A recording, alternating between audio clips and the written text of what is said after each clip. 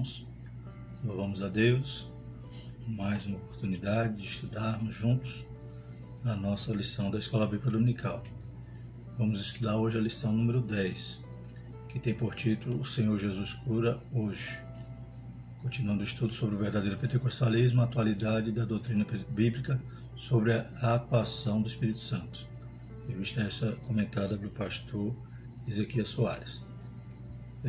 Lembrando para os irmãos que na descrição do vídeo tem os slides que utilizamos na aula, tanto em PDF como em PowerPoint, caso os irmãos queiram fazer alguma alteração. Então vamos adentrar em nossa lição. O textuário diz: é Ele que perdoa todas as tuas iniquidades e sara todas as tuas enfermidades. Salmo 103, versículo 3. Verdade prática: a cura de enfermidades é um dos benefícios da obra redentora do Calvário. Então vamos falar sobre cura divina, algo que é combatido para aqueles sensacionistas, aqueles que acreditam que os dons, ou parte dos dons já não são atuais, se encerrou com os apóstolos, na era apostólica, e acredita eles que isso não ocorre mais nos nossos dias. Alguns acreditam, como os sensacionistas são divididos em alguns grupos, alguns acreditam que ainda há milagres, só que Deus opera exclusivamente e não utiliza-se dos homens. Mas nós veremos na lição que faz parte da pregação do Evangelho os sinais. E a cura era uma característica marcante no ministério de Jesus e em seguida dos apóstolos, que demonstrava a compaixão de Deus, demonstrava também a obra redentora do Calvário, que abrangia não só a alma, mas o corpo, a alma e o espírito, e demonstrava também, servia como sinal para chancelar o poder de Deus, a autoridade da palavra que os discípulos e que a igreja prega.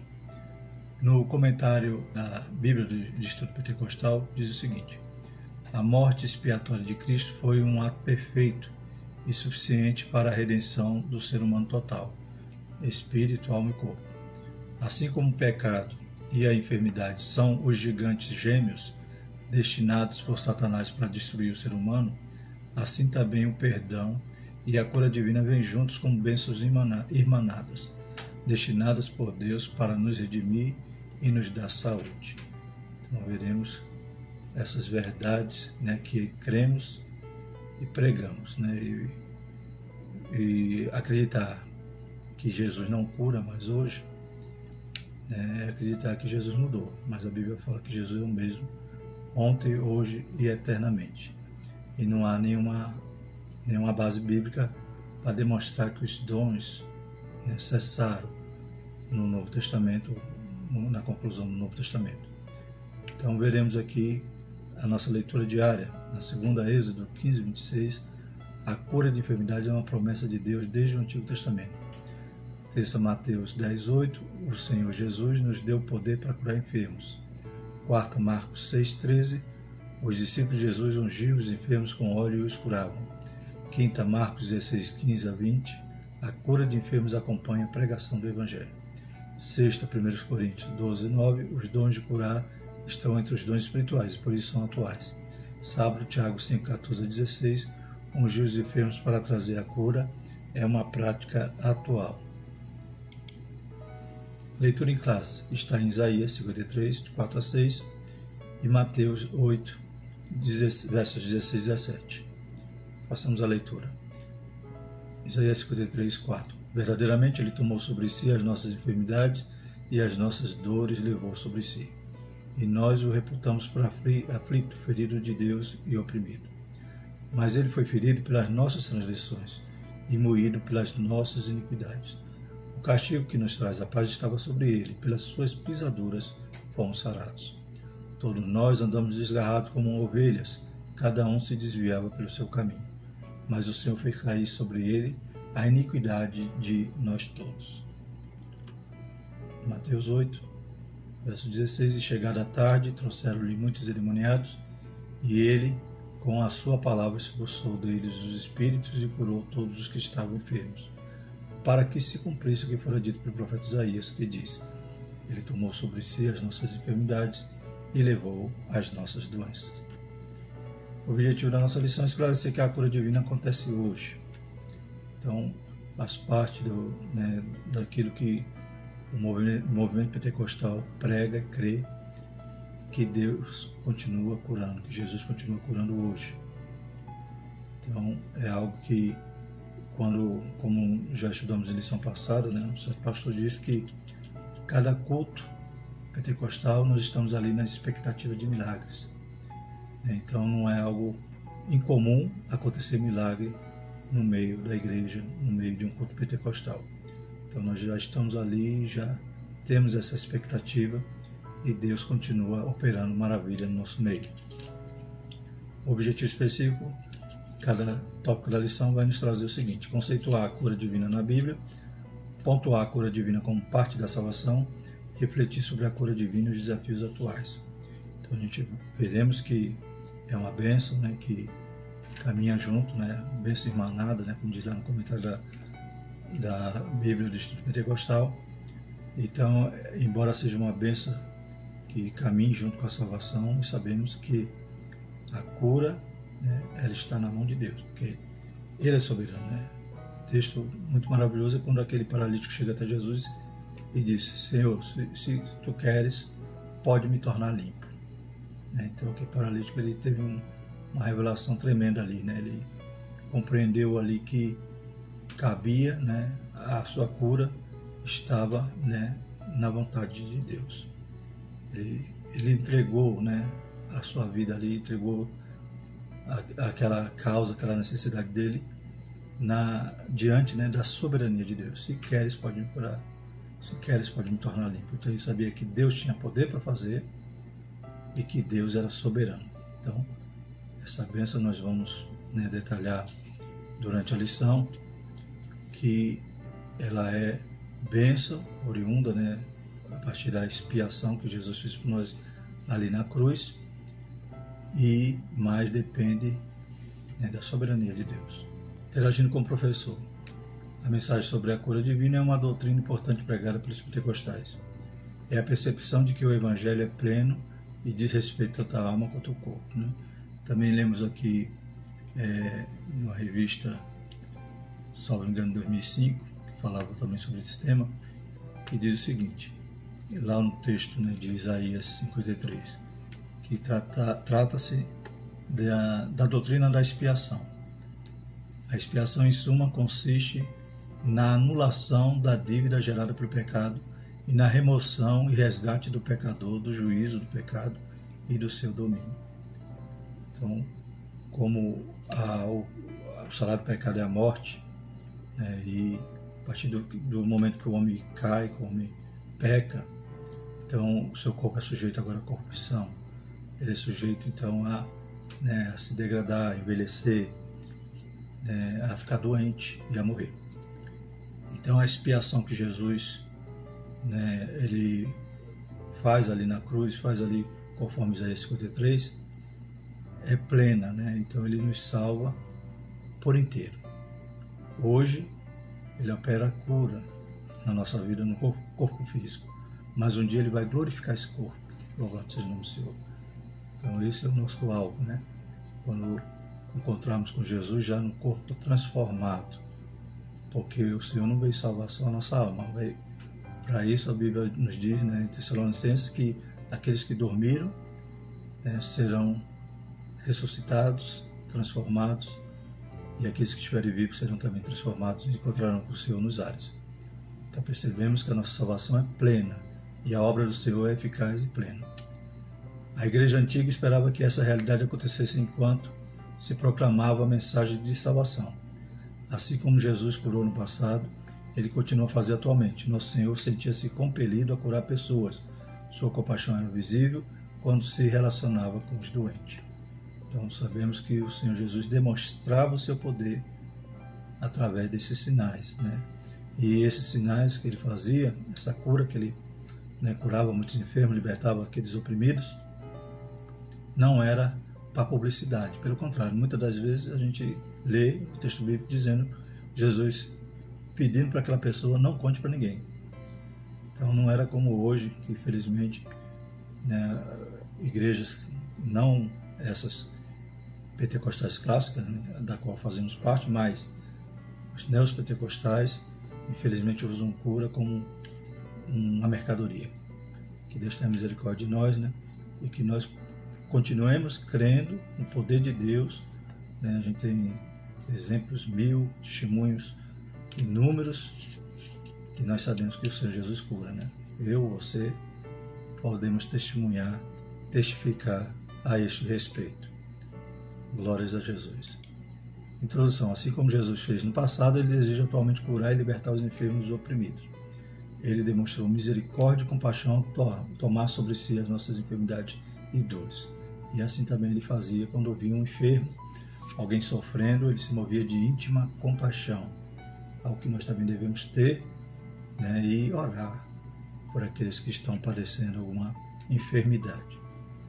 O caráter e a compaixão de Jesus permanecem imutáveis na atualidade. Deus é fiel para curar as nossas enfermidades. Glórias a Deus. Então, temos que agir da mesma maneira como Jesus. Somos imitadores de Cristo.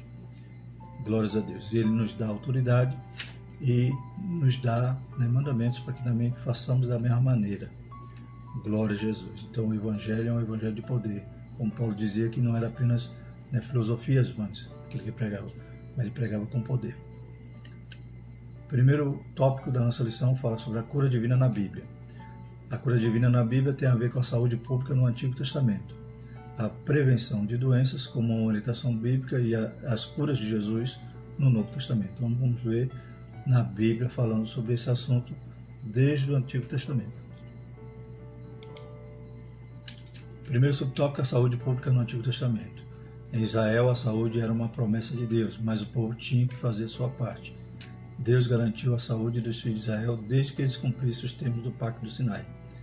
Em Êxodo 15, 26 diz: nenhuma das enfermidades porei sobre ti, que pus sobre o Egito, porque eu sou o Senhor que te sara, né? Jeová Rafá.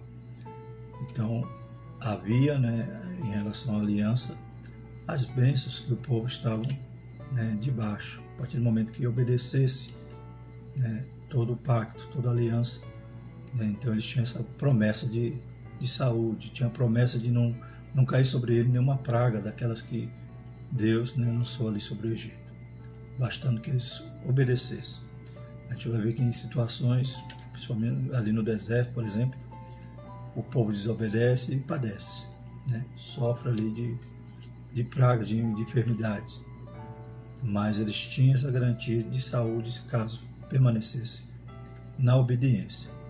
A cura de enfermidades de Israel era essencialmente milagrosa, principalmente acerca das doenças graves. Então não vemos na Bíblia registros que Israel, né, desenvolveu alguma ciência de medicina, né? Pelo contrário, eles realmente criam, né, no Deus que eles, né, estavam, né, buscando, adorando, e as curas eram essencialmente milagrosas. O remédio não estava nos médicos, como nos povos vizinhos, mas em Deus. Jeremias 17,14: cura-me, Senhor, e sararei. Salva-me, e serei salvo, porque Tu és o meu louvor.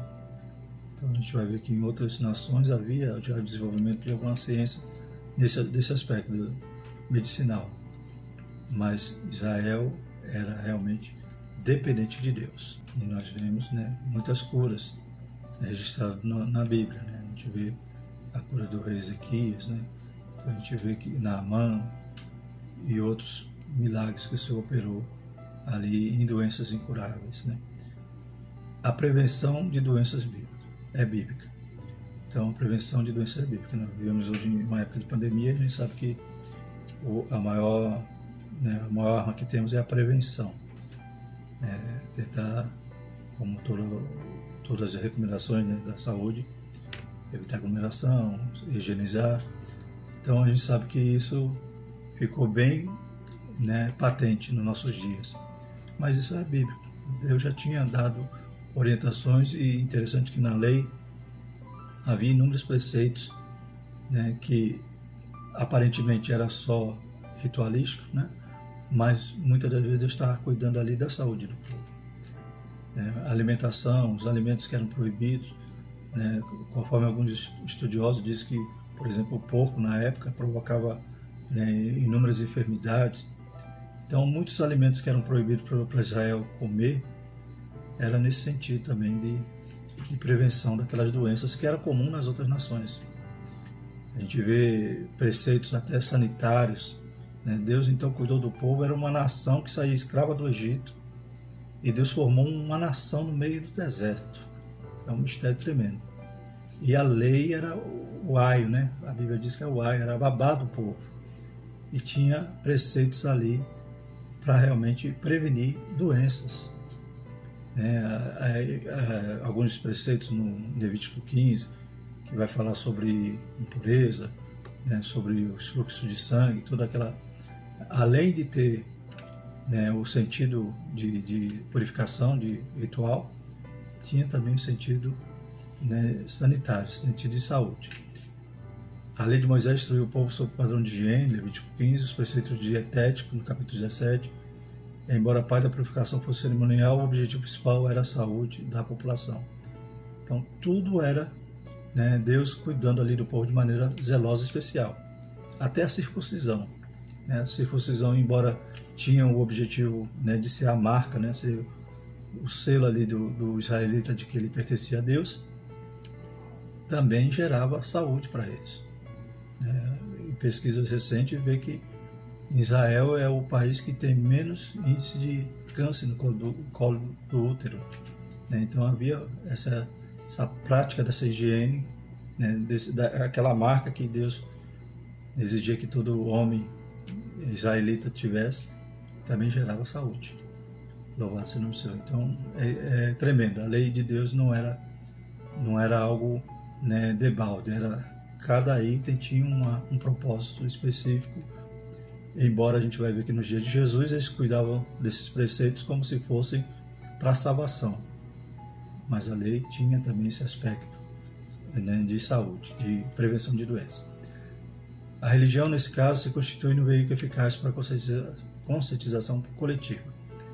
Hoje a igreja tem esse papel também de investir também em instrução, em saúde, E a religião naquela época foi fundamental, ou seja, a lei foi fundamental nesse aspecto.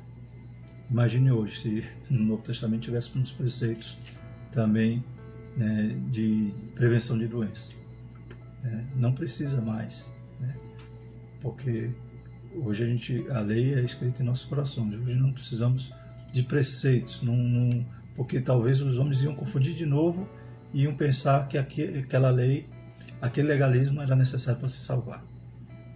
A gente vai ver no Novo Testamento, como diz aqui o último parágrafo, o Novo Testamento mostra que a finalidade era uma questão de saúde pública e não purificação espiritual para a salvação ou santificação.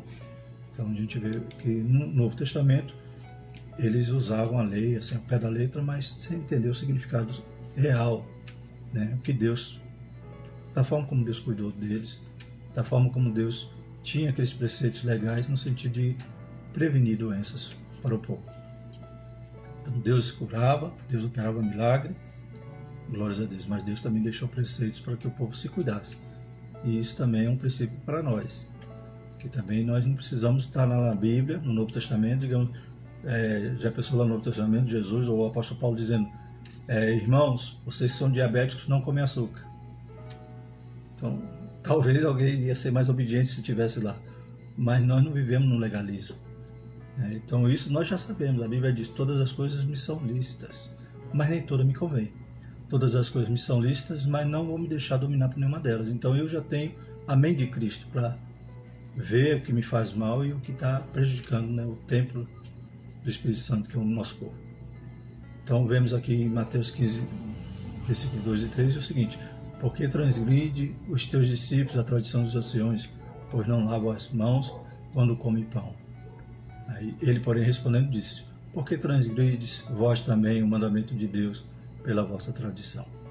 Então os fariseus ali pegavam ao pé da letra, eles coavam uma mosca, não deixavam passar uma mosca, mas engoliam um camelo, como diz a Bíblia. Então eles estavam criticando os discípulos porque eles não estavam lavando as mãos. Então aquele ato de purificação para eles era algo que gerava salvação. E se não fizesse, poderia perder, né, a bênção de Deus por causa disso. Então era legalista a esse extremo. E Jesus vai dizer, por que também vocês transgridem? Aí na sequência Jesus vai falar, a lei também está dizendo, honra o pai e a mãe, e vocês não honram. Vocês inventam uma oferta chamada Corban, e quando aplicam essa oferta, dão essa oferta no templo e dizem que não precisam mais cuidar de seus pais, zelar ou sustentar seus pais. Então Jesus também vai lá e toca na ferida deles. Aí Jesus vai explicar em Mateus 15, 17 a 20 o que significava, né? Ainda não compreendeis que tudo que entra pela boca desce para o ventre e é lançado fora, mas o que sai da boca procede do coração, e isso contamina o homem. Porque do coração procedem os maus pensamentos, mortes, adultérios, prostituição, furtos, falsos testemunhos, blasfêmia. São essas coisas que contaminam o homem, mas comer sem lavar as mãos, isso não contamina o homem. Então, Jesus está querendo desfazer, né, aquela capa que eles tinham sobre a lei, no sentido de que ali era um pecado. Mas pecado, como Jesus vai dizer, é o que sai, né? Aquilo que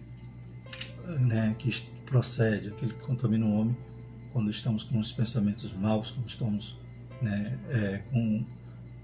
dando vazão, né, à concupiscência e aos nossos desejos carnais. Isso pode nos matar. É isso que Jesus queria dizer. De forma alguma, Jesus disse que não era para lavar a mão. Pelo contrário, a Bíblia diz que Jesus veio para cumprir a lei. Só que Jesus estava exemplificando que a lei tinha uma função e não essa que eles traziam de legalista, né? E se não fizer, está pecando, não é salvo. Romanos 14, 2 diz, porque um crê que de tudo se pode comer e o outro que é fraco come legumes. Então, a gente vai ver depois, durante as cartas, né? Paulo também explicando a questão dos alimentos. Paulo até diz, né? Tenha sabedoria, né? Não escandalize, né? Já que ele acha que não pode comer, não coma na frente dele, não. Mas Paulo dizendo que os alimentos ali não tinha essa carga de levar o homem para o inferno. O que ele comia, não deixava de comer. Da mesma maneira, a Pedro, né? Jesus dá aquela revelação, mostra aquele lençol descido do céu com aqueles animais, diz para ele preparar ali, matar e comer, né? Eles dizem, de forma nenhuma, Senhor, eu vou comer algo que é impuro. Aí Jesus fala para ele, né, não se chame de impuro, né, o que Deus, né, santificou. Então, mais uma vez, demonstra que a lei tinha um propósito, só que os homens levaram para outro extremo, ao pé da letra, e cumpriam uma coisa, mas não cumpriam outra. Terceiro subtópico, Novo Testamento, as curas de Jesus. Israel dependia mais de Deus e a sua garantia da saúde estava na obediência. Então a gente já viu isso, que o pacto era uma garantia de que Deus ia ser o Jeová Rafá na vida ali de Israel, se tivesse em santidade. O número de enfermos era alto, né, isso no Novo Testamento. E as curas efetuadas por Jesus logo chamaram a atenção do povo. Então a gente vê que quando o pecado, né, ele impera, a gente vê muitas mazelas. E naquela época de Jesus havia muita pobreza, né? Havia também o jugo de Roma, havia muitas doenças e muitos endemoniados. E quando Jesus começa a libertar, salvar, curar, chama a atenção. Mateus 4, 23 a 25 diz, percorria Jesus toda a Galiléia, ensinando nas suas sinagogas e pregando o evangelho do reino, curando todas as enfermidades e moléstias entre o povo. Então vemos que Jesus curava, né? Jesus curava e ainda cura, porque ele não mudou.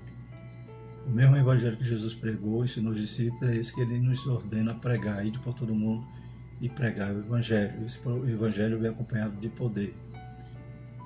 E de também como Jesus fazia, né? Ele tinha compaixão. Nós também devemos ter compaixão. E a sua fama correu por toda a Síria e trazia-lhe todos os que padeciam acometidos de várias enfermidades e tormentos, os endemoniados, os lunáticos, os paralíticos, e ele os curava. E seguia uma grande multidão da Galiléia, de Decápolis, de Jerusalém, da Judéia e da além do Jordão. Então chamou a atenção e grande era a multidão que seguia Jesus. Infelizmente, muitos ali não tinham né, o interesse genuíno, sinceridade, né? Mas buscavam ver os sinais. Tem um momento que Jesus faz uma pregação que eles consideraram dura e foram embora. Ficaram lá os 12. Jesus perguntou: vocês 12 não vão embora não? Aí Pedro falou: para onde, Senhor? Só o Senhor tem palavra de vida eterna. Então os discípulos já tinham essa visão de que não era só os sinais, mas era a eternidade que importava. No Novo Testamento, as coisas de Jesus. Então Jesus veio ao mundo para salvar os pecadores. 1 Timóteo 1,15. Esta é uma palavra fiel e digna de toda aceitação, que Cristo Jesus veio ao mundo para salvar os pecadores, dos quais eu sou o principal. O Senhor se compadecia dos enfermos, dos oprimidos, de todos os de espírito abatido, porque essas pessoas andavam como ovelhas que não têm pastor. A compaixão era a principal motivação de Jesus para ministrar ao povo, e isso não mudou com o tempo, pois a promessa de cura divina continua valendo. Então, Marcos 16, 17 a 20 vai dizer: esses sinais seguirão os que crerem, meu nome expulsarão os demônios, falarão novas línguas, pegarão nas serpentes, se beberem alguma coisa mortífera, não lhes fará dano algum. Imporão as mãos sobre os enfermos e os curarão. Então Jesus deixou essa promessa de cura divina e é algo que nós devemos então, crer, pregar, orar, ter fé, pois o Senhor continua sendo o mesmo. Marcos 9,36 diz: e vendo a multidão, teve grande compaixão deles, porque andavam desgarrados e errantes, como ovelha que não tem pastor. Temos aí uma tabela, um quadro com os milagres, de cura que Jesus operou. São 27. Se não me engano, ele teve 35 sinais, milagres, fora aqueles textos que vai dizer que Jesus curava todos, todos ali que traziam a ele. Nós temos esses registros, a cura do paralítico de Cafarnaum, o homem da mão aleijada, o endemoniado cego e mudo, os 2 cegos, o endemoniado, o leproso, o cego de nascença, o endemoniado gadareno, a filha de Jairo, a mulher que tinha hemorragia, todos esses referências aí mostrando que fazia parte do ministério de Jesus, a cura. Ele ensinava, curava, libertava ali aqueles que estavam no vale da sombra da morte, como diz lá em Isaías. Também, em continuidade, para vermos que não cessou, ou esse dom não cessou, vemos que Jesus continuou operando milagres na vida, através da vida dos discípulos. Então vemos que não cessou, Então vemos alguns milagres, de cura. A cura do coxo na Porta Formosa, em Atos 3, Pedro e João ali, diz para o paralítico, não tem ouro nem prata, mas o que eu tenho te dou, em nome de Jesus, levanta e anda. Muitos enfermos são curados e os atormentados são libertos de Jerusalém, em Atos 5, 16, Estevão entre o povo, operava ali sinais. Filipe e Samaria também curas, Saulo de Tarso curado da vista, a cura de Enéas em Atos 9, 32, 35, a ressurreição de Dorcas, a cura de um paralítico de nascença em Listra, a libertação de uma jovem possessa em Filipos, a cura e libertação de muitos em Éfeso, a ressurreição de Eutico, Paulo é picado por uma cobra venenosa, uma víbora venenosa e é curado, e Públio, principal da ilha de Malta, é curado. Então a gente tem alguns registros aí sobre os milagres de cura que mostra que não cessou em Jesus, embora o sensacionista vai dizer que cessou nos apóstolos, mas a recomendação de Jesus era para pregar o evangelho, e Jesus dizendo, porão a mão sobre os enfermos e sararão. Segundo tópico, a cura divina como parte da salvação. Então vemos que o pecado, ele origina, toda doença, inclusive a morte. E quando Jesus veio desfazer as obras do diabo, como diz lá em 1 João 3,8, a parte B, para isso o Filho de Deus se manifestou para desfazer as obras do diabo. Então vemos que tudo que é causado pelo pecado, quando somos salvos, nós temos então acesso a essa promessa, a cura. Então podemos pedir a Deus por alguma enfermidade. Agora, todos serão curados? Não, aí depende da vontade de Deus. Deus tem propósito, tem planos, então Ele é soberano. Então, a cura divina como parte da salvação. O discurso profético de Isaías 53 anuncia a obra redentora de Jesus no Calvário.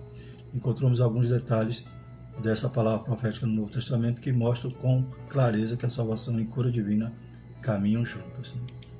Então, lembrando lá sobre expiação, que consta, né, a doutrina da expiação que consta lá em Isaías 53, ela, em suma, consiste na anulação da dívida gerada pelo pecado e na remoção e resgate do pecador do juízo do pecado e do seu domínio. Então, toda consequência, né, nós temos acesso a ser liberto da consequência do pecado. É claro que se o Senhor não for da vontade de Deus de curar aquela enfermidade, porque Deus é soberano, Deus tem um propósito, Deus tem um plano certo, é claro que no final essa expiação se completa quando formos glorificados. Ainda que provarmos a morte, um dia nossos corpos serão transformados. Primeiro subtópico, salvação. É um termo que aplica a diversas ações de Deus no Antigo Testamento em favor do seu povo, como no livramento da escravidão, da fome, da espada e das enfermidades. Então, no Antigo Testamento a gente vai falar em salvação, muitas das vezes é Deus libertando o povo de alguma nação que oprimia. Então, esse termo pode ser aplicado de várias formas ali no Antigo Testamento. A salvação da condenação eterna é o livramento do poder da maldição do pecado e a restituição do ser humano à comunhão com Deus. Então, salvação, né, o sentido real de salvação é livramento do poder da maldição do pecado. Então, tudo que o pecado opera em nós, nós podemos ser livres através do momento que somos salvos por Jesus. E restituição do ser humano à comunhão com Deus. Então, a gente sabe que no ato da salvação acontecem algumas coisas instantâneas, né? Somos regenerados, somos justificados, somos santificados, mas também temos que continuar, como já estudamos na lição passada, essa santificação progressiva. Então, esse mesmo momento que a gente restitui nessa comunhão com Deus, a gente pode perder se a gente continuar, né, negligenciando tão grande salvação e vivendo uma vida de pecado. Deus propôs a salvação para todas as pessoas, Tito 2,11, porque a graça de Deus se ha manifestado, trazendo salvação a todos os homens. Então, sem distinção. Deus propôs a salvação a todas as pessoas e as condições para isso são a fé em Jesus e o arrependimento dos pecados. Mas Deus, não tendo por conta o tempo da ignorância, anuncia agora a todos os homens e em todo lugar que se arrependem. Então, Deus quer salvar. A condição é ter a fé em Jesus, crer nele, reconhecer ele como seu Senhor e Salvador e se arrepender, né, dos seus pecados. Quem confessa e deixa, alcança a misericórdia. Cura divina, segundo o subtópico. A declaração de fé da Assembleia de Deus define a cura divina como um ato da soberania, graça e misericórdia divina que, através do poder do Espírito Santo, restaura física e ou emocionalmente aqueles que demonstram fé em Jesus Cristo, né? Então, é um ato da soberania de Deus que pode nos restaurar alguma coisa física, né? Alguma deficiência, alguma doença, né? Física ou até emocional. Então, nós podemos receber essa cura a partir do momento que Deus opera a sua graça em nós. É tendência nossa procurar logo os médicos em caso de doença, isso não é errado. Então, Jesus mesmo disse que os doentes precisam de médico. Então, Jesus não condena a medicina. Deus usa os médicos. Embora ainda que tenha aqui o maior incrédulo que nunca ia concordar com isso. Mas Deus dá sabedoria, Deus usa ali no diagnóstico, Deus usa, né, na prescrição de um remédio, Deus usa no momento de uma cirurgia. Então, Deus não condena de forma nenhuma os médicos. E procurar logo o médico é bom, não é errado. Principalmente no momento que vivemos, né, de pandemia. Mas nós vamos ver mais à frente que talvez a ordem deveria ser diferente, né? Primeiro orarmos e depois procurar um médico. Porque Deus pode curar através da nossa oração. Mas Jesus não condenava os médicos, Lucas era médico. Em Colossenses 4,14, sauda-vos Lucas, o médico amado, e Demas. Então, Lucas foi médico, escreveu 2 livros, né, do Novo Testamento, então, de forma nenhuma, Deus condena, nem Jesus condenava a medicina. Porém, né, agora vamos para o subtópico 2, continuando aí, cura divina, Mas convém salientar que temos um recurso divino seguro para a cura das enfermidades. A ministração da unção com óleo em nome do Senhor sobre os enfermos. Além desse momento que chama o presbítero para ungir, também a Bíblia vai falar que porão as mãos sobre os enfermos, né? Porão as mãos sobre os enfermos e curarão. Então isso é para todo crente. Tem esse momento também do presbítero e tem também o dom de curar. Já viu? São 3 meios que Deus pode operar a cura na vida das pessoas. E nesse sentido do óleo, é interessante por isso, porque como a gente não sabe a causa da enfermidade, possa ser que esse momento, né, seria a prioridade de chamar alguém para orar. Por quê? Porque o médico não vai ter como curar uma doença que seja uma causa espiritual, por exemplo. Vamos lá. E expulsavam muitos demônios e ungiam muitos enfermos com óleo e os curavam. Marcos 6,3. Então, bem antes lá de Tiago, né, os discípulos de Jesus já praticavam isso. Ungia muitos enfermos com óleo. Está alguém entre vós doente? Chame os presbíteros da igreja e ore sobre ele, ungindo com azeite em nome do Senhor. E a oração da fé salvará o doente, e o Senhor levantará. E se houver cometido pecado, serão perdoados. Então, podemos frisar aqui nesse sentido, né, de que o que vai curar não é o óleo. O óleo é aquele símbolo, né? Mas o que vai curar é a partir da oração da fé. Então, a fé e quem cura é o Senhor, não é o óleo. E o Senhor o levantará, como diz aqui no versículo. Outra coisa que podemos extrair daqui é que se houver cometido pecado, seriam perdoados. Então, muitas das vezes, alguma enfermidade possa ser por motivo de pecado. É claro que nem todas são. A princípio, né, direto ou indiretamente, toda enfermidade é por causa de pecado. Mas por que direto ou indiretamente? Direto é quando alguém faz alguma coisa que buscou aquela enfermidade. Indireto porque nós nascemos, né, com a natureza adâmica. Então, a natureza, nosso corpo, ele se corrompe, ele envelhece, ele adoece. Então, mas se por acaso aquela enfermidade for por algum problema espiritual, alguém que por algum pecado, ele vai reconhecer, né? Se ele se arrepender ali naquela hora, vai pedir o perdão, Deus perdoa seus pecados e também pode, né, imediatamente curar aquela enfermidade, conforme a soberania de Deus. Então, por isso que é interessante chamar primeiro ou buscar os recursos espirituais. E é claro que você vê que não foi da vontade de Deus, né, receber aquele milagre. Podemos buscar os médicos, que a Bíblia não condena a medicina. Salvação e cura.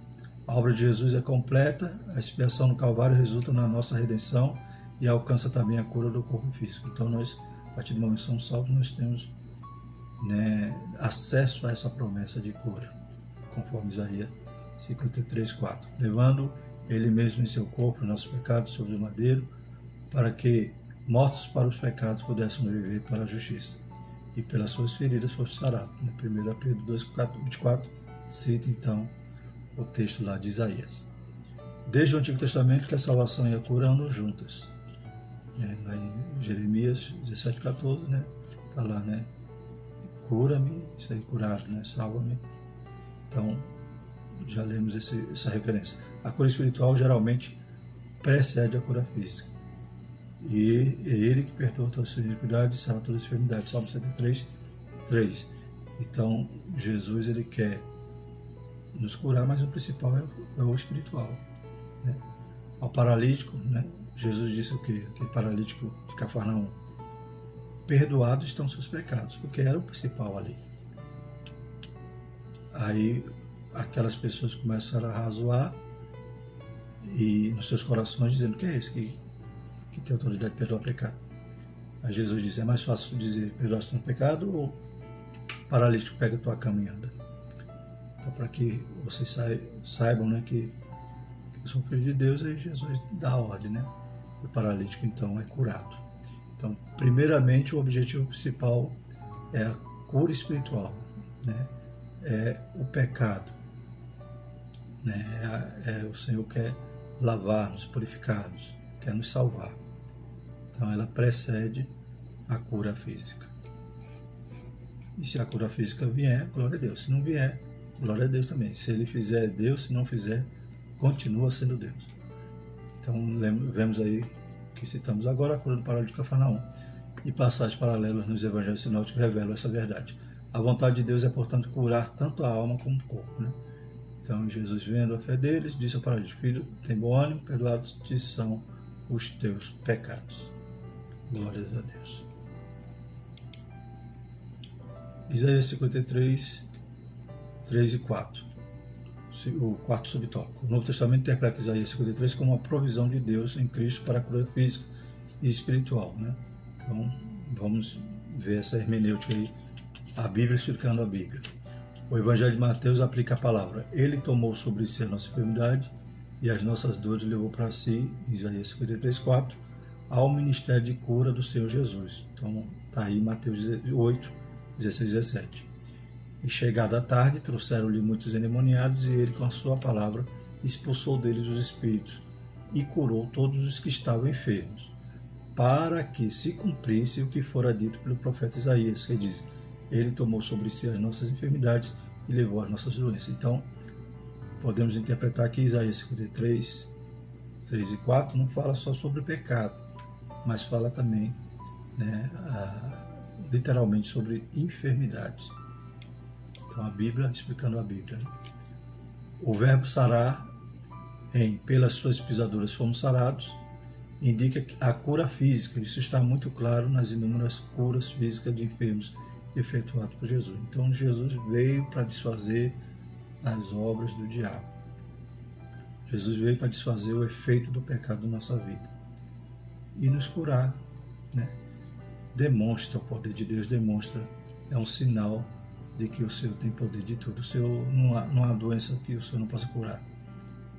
O câncer para Deus é nada, o Covid para Deus é nada. Glórias a Deus. Mas é de acordo com a sua vontade. O próprio Jesus disse lá no Getsemane, né? Que não faça a minha vontade, mas faça a tua. Essa cura é também espiritual, isso diz respeito à salvação. Então, 1 Pedro 2,24 vai citar também Isaías, né? Levando ele mesmo em seu corpo nossos pecados sobre o madeiro, para que, mortos para os pecados, pudéssemos viver para a justiça, e pelas suas feridas foste sarado. Então, o que nós queremos dizer com tudo isso até aqui, né? Que Jesus continua curando. E curar é um reflexo também da obra expiatória ali na cruz, porque ele é dono de tudo e ele tem todo o poder. E com essa nossa estrutura, glórias a Deus, é como se ele estivesse dando uma nuance, aleluias, né, daquilo que ele vai fazer no dia em que a trombeta tocar e essa igreja subir curada, né, sarada, transformada em um corpo glorioso para encontrar com o nosso Mestre. Louvado seja o nome do Senhor. Então, a salvação nos dá acesso à promessa, né, de cura também. Podemos orar e pedir a Deus, e, né, sabendo que a vontade dele é boa, perfeita e agradável. A cura divina e os desafios atuais.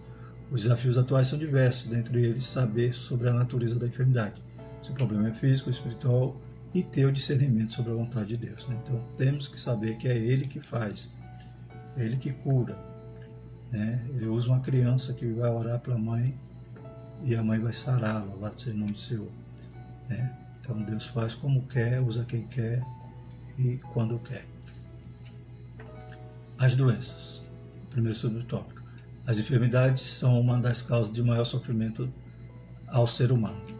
Elas são consequência direta ou indireta do pecado, pois se não existisse pecado, não existiriam enfermidades. Então, é uma consequência direta ou indireta.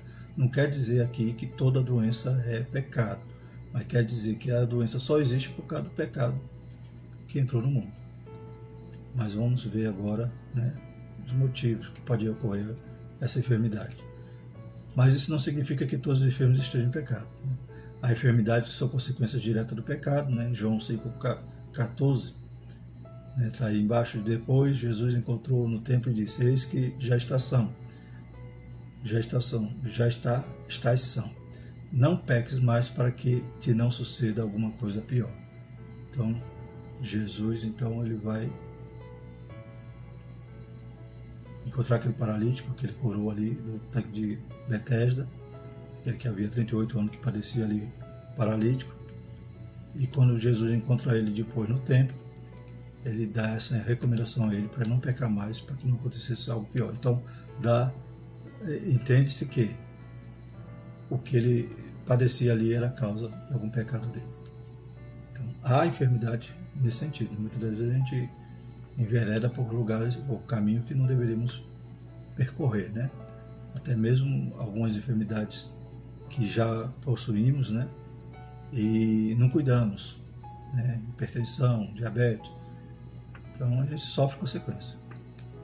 No entanto, não se pode generalizar, visto que cada caso tem suas peculiaridades, né? Nós já estudamos na revista que falava sobre Jó, a gente sabe que a enfermidade pode ter vários motivos, né? Pode ser até alguma enfermidade que estejamos passando ali, um sofrimento que estejamos passando, para o Senhor nos ensinar alguma coisa, né? Pode ser para algo para que glorifique o nome dele, como acontece na situação onde o cego de nascença, os discípulos perguntam: quem foi que pecou para ele nascer assim? Foi ele ou foi os pais? E Jesus diz: não, isso aí, essa doença não foi por causa do pecado. Aí vai ser manifesta a glória de Deus. Louvado seja o nome do Senhor. Então, e há a doença também por estarmos no mundo, né? O sol nasce para os bons e para os maus.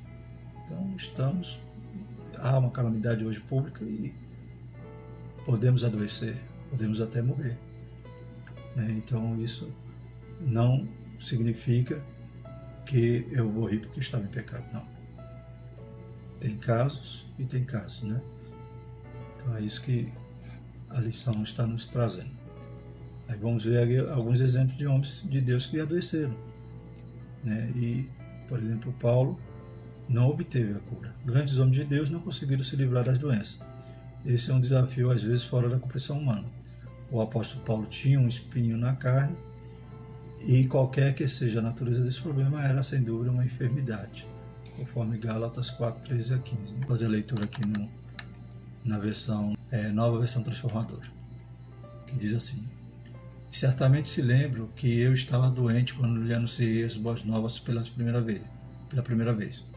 Embora a minha saúde precária fosse uma tentação para me rejeitarem, vocês não me desprezaram, nem me mandaram embora. Ao contrário, acolheram-me e cuidaram de mim como se eu fosse um anjo de Deus, ou mesmo o próprio Cristo Jesus. O que aconteceu com a alegria que vocês demonstraram naquela ocasião? Estou certo de que, se fosse possível, teriam arrancado os próprios olhos e os teriam dado a mim. Paulo vai lembrar a igreja de Gálatas essa condição que ele chegou ali doente e os crentes ali o abraçaram, né, não o rejeitaram. E a gente percebe aqui, falando do espinho da carne, alguns estudiosos vão dizer que esse espinho da carne era algum problema na vista, né? Tendo em vista que aqui no final desses versículos vai dizer que Paulo tinha certeza que os Gálatas, se possível, arrancavam até os próprios olhos e davam a ele. Mas a Bíblia não revela exatamente, né? É apenas uma especulação.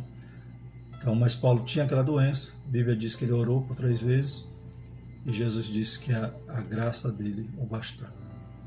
Então, ele ficou com a graça, que é melhor. Timóteo tinha problema de estômago, está lá em 1 Timóteo 5,3, e Paulo deixou Trófimo doente em Mileto, né?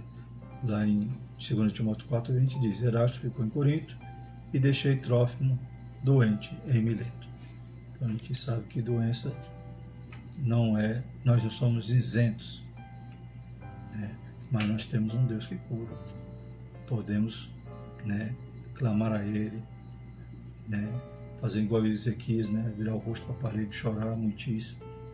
E se for da vontade dele, Ele pode nos curar. Ele tem poder e continua operando milagre. Esse milagre no dia de hoje. Os pentecostais creem dessa maneira. Não confundir doença com possessão maligna. Jesus conferiu à sua igreja o poder de curar enfermos e libertar os oprimidos do diabo. Só não pode confundir, né? Quando é opressão do diabo ou quando é enfermidade. Cura os doentes, ressuscita os mortos, purifica os leprosos, expulsa o demônio, dê de graça, pois também de graça vocês receberam. Mateus 10:8.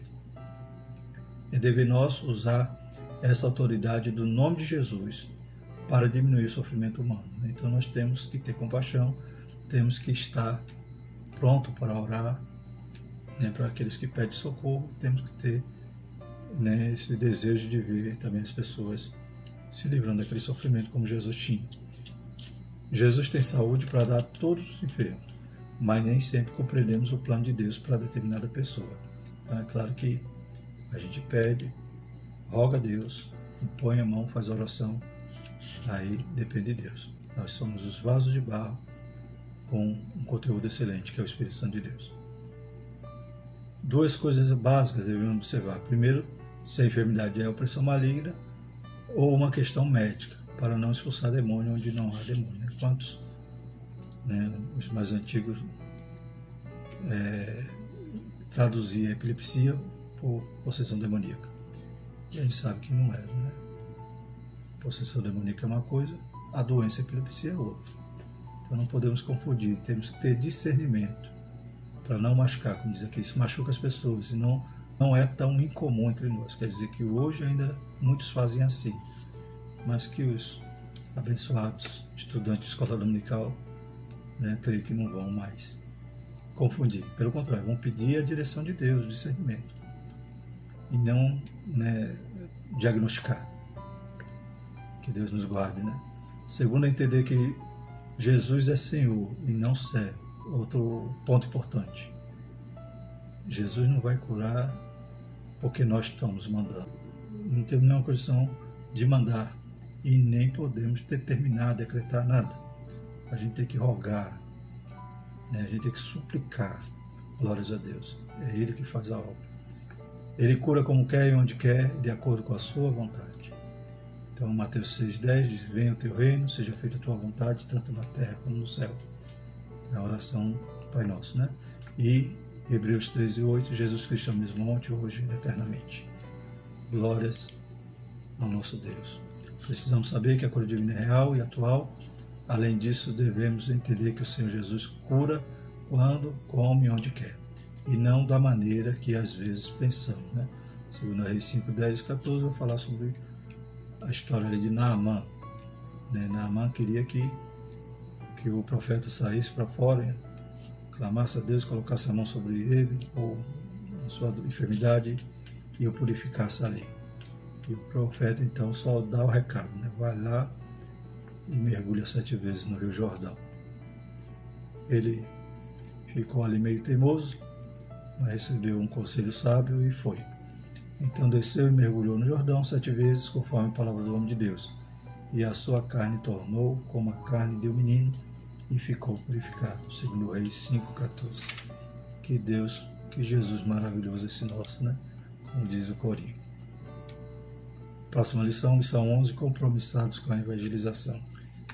Graças a Deus que o Senhor possa continuar, né, nos usando, nos ajudando, aleluias, curando, que se os amados, algum de vós estejam doentes, possamos nessa hora pedir a Deus para que Ele nos visite e nos dê saúde. Amém?